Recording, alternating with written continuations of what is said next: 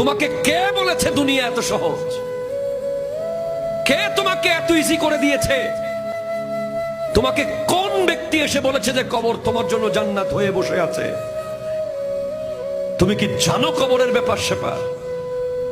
তুমি জানো না, জানো না তুমি? হযরত উসমান জানতেন।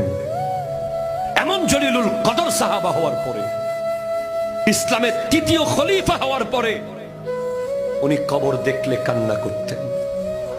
কবর দেখলে কান্না করতেন। কবর দেখলে কান্না করতেন।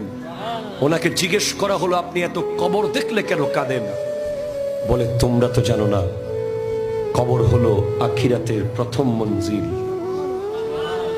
যেই মঞ্জিলে পার হতে পারলে হাসরে পার হওয়া যাবে। যেই কবরে আসান হয়ে গেলে পুলসিরাত আসান হয়ে যাবে। যেই কবর